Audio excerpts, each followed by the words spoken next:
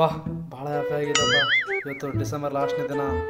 ಹೆಂಗೆ ಮಾಡಿ ಹಳೆ ಜೀವಿತವನ್ನು ಬಿಟ್ಟು ಮುಂದೆ ಹೊಸ ಜೀವನ ಪ್ರಾರಂಭಿಸೋಣ.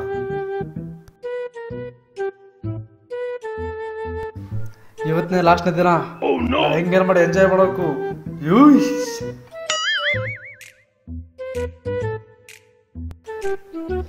ನಾಳೆ ಜನರು ಫಸ್ಟ್ ಬರ್ತಲ್ಲ, ನಾವು ಏನು ಮಾಡೋಣ ನಾಳೆ? ಫಸ್ಟು ಹಾಕಿ ಹೋದನ ಇಲ್ಲ ಬೇರೆ ಎಲ್ಲಿ ಹೊರಗೆ ಹೋಗಿ ಬಂದು ಹೋದನ ನೋಡ್ರಿ.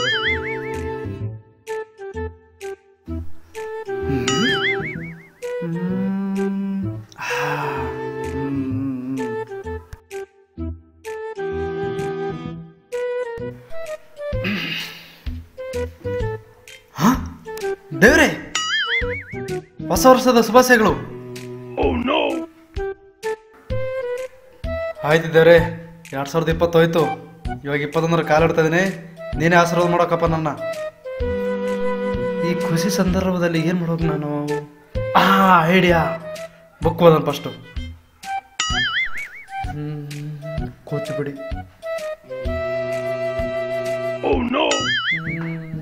ಕಡಲೆ ಪುಡಿ,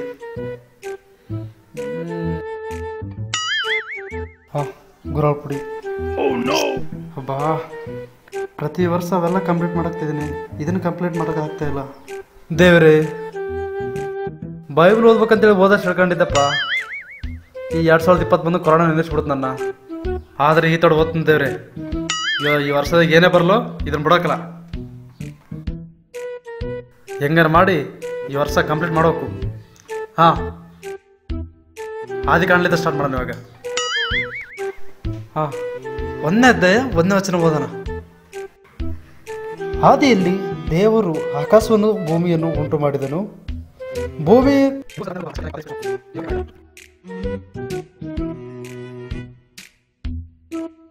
ಏನ್ ಮಸ್ತ್ ಐತಿ ಸಿನಿಮಾ. ಇದ ಭಾರಿ ಕಾಮಿಡಿ ಐತಿ. ಈ ಕಾಮಿಡಿ ನೋಡಿ ಬ್ರದರ್ ಹೆಂಗಿದೆ. ಇಲ್ಲಿ ಸೂಪರ್ ಕಾಮಿಡಿ.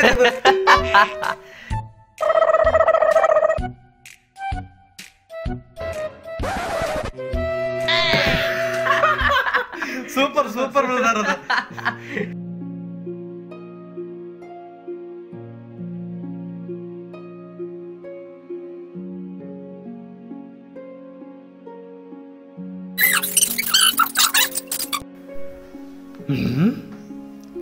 ಇವತ್ತು ಯಾರ ಹತ್ರ ಮಾತಾಡ್ಬಿಡೋದು, ಯಾಕಂದ್ರೆ ಜನರು ಫಸ್ಟ್ ಅಲ್ಲ, ಯಾರನ್ನು ಬೈಯಕ್ಕೆ ಹೋಗ್ಬಿಡ್ದು ನಾನು.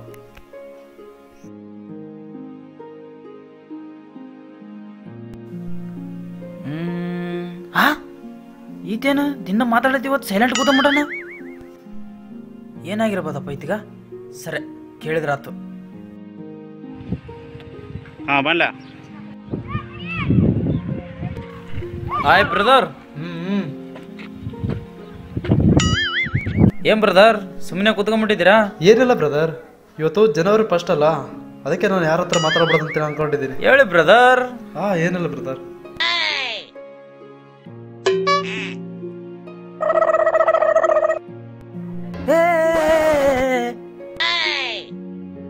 ಏನೋ ನಿನ್ ಕಣ್ಣು ದಬ್ಬೆವ, ನಿನಗೆ ಬಿಡಕ್ಕಾಗಲ್ಲ.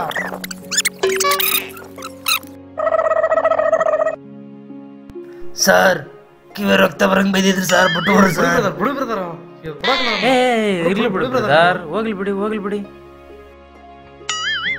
ಹೋಗ್ಲಿ ಬಿಡು ಬ್ರದರ್. ವರ್ಷ ವರ್ಷ ಬೇಡ.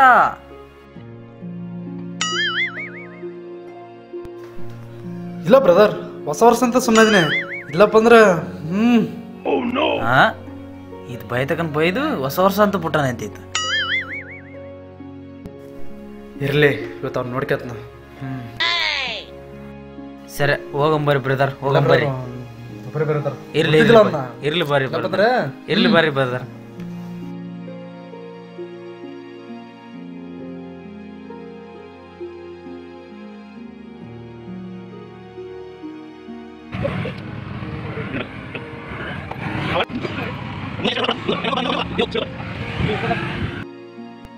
ಛೇ, ಜನರದನ್ನ ಯಾರನ್ನ ಭಯಪಡ್ದು ಅನ್ಕಂಡೆ, ಅವ್ರು ಮಾಡೋ ಕೆಲಸ ಭಯ ಮಾಡ್ಬಿಟ್ಟ. ಸರಿ ಬಿಡು, ವಾಕ್ಯನ ಧ್ಯಾನಿಸ್ಕೊಳ್ಳೋಣ. ಬ್ರದರ್, ವಾಕ್ಯ ಹೋದ್ರೆ ನಿನಗೇನು ಬರುತ್ತೆ? ನಂತರ ಈ ಸಿನಿಮಾ ನೋಡು, ಕಾಮಿಡಿ ಸೂಪರ್ ಆಗಿರುತ್ತೆ. ಸಿನಿಮಾ ನೋಡೋಕೆ ಬ್ರದರ್, ವಾಕ್ಯ ಹೋದ್ರೆ ಏನು ಬರುತ್ತೆ ನಿನಗೆ? ಸಿನಿಮಾ ನೋಡ್ರಿ ಬ್ರದರ್. ನೀವು ವಾಕ್ಯ ಓದಿರಿ ಬ್ರದರ್. ನೀವು ಸಿನಿಮಾ ನೋಡೋದ್ರಿಂದಲೇ ನೀವು ಕೆಟ್ಟು ಹೋಗ್ತಿದ್ದೀರಾ. ನೀವು ವಾಕ್ಯ ಓದಿರಿ, ದೇವ್ರ ನಿಮ್ಮನ್ನು ಆಶೀರ್ವಾದ ಮಾಡ್ತಾನೆ. ದೇವ್ರೆ, ನಾನು ಭಾಳ ತಪ್ಪು ಮಾಡ್ತೇನೆ ದೇವ್ರೆ, ನನಗೆ ಕ್ಷಮಿಸು.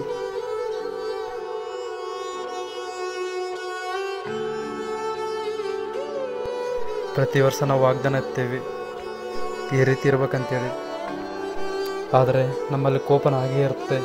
ನಾವು ಯಾರು ಭಯಪಡ್ದಂಕಂತೀವಿ, ಮತ್ತೆ ನಾವು ಬೈತಾನೆ ಇರ್ತೀವಿ. ಸರಿ, ವಾಕ್ಯ ಧ್ಯಾನಿಸ್ಕೊಳ್ಳೋಣ ಅಂತಂದರೆ ನನ್ನಲ್ಲಿ ಕೆಟ್ಟ ಕೆಟ್ಟ ಆಲೋಚನೆಗಳು ಬರ್ತವೆ. ಏನು ಮಾಡೋಕತ್ತೇವ್ರಿ? ಯಾಕೆ ನನ್ನಲ್ಲಿ ಮಾರ್ಕ್ ಬರ್ತಾ ಇಲ್ಲ? ಹಾಂ, ಏನಿದೆ ಬೆಳಕು? ಪ್ರಿಯ ಕುಮಾರನೇ, ನಿನಗೆಲ್ಲ ಇದ್ದರೂ ವಾಕ್ಯ ಓದೋಕ್ಕೆ ನಿನಗೆ ಕಷ್ಟಪಡ್ತಾ ಇದ್ದೀಯಾ. ಆದರೆ ಒಬ್ಬ ಅಂಗವಿಕಲನು ಬೈಬಲ್ ತರೋಕ್ಕೆ ಎಷ್ಟು ಕಷ್ಟಪಡ್ತಾನೆ ಗೊತ್ತಾ? ತನ್ನ ರಕ್ತವನ್ನೇ ಮಾರಿ ಬೈಬಲ್ ತೆಗೆದುಕೊಂಡು ಬಂದು ವಾಕ್ಯವನ್ನು ಧ್ಯಾನಿಸ್ತಿದ್ದಾನೆ.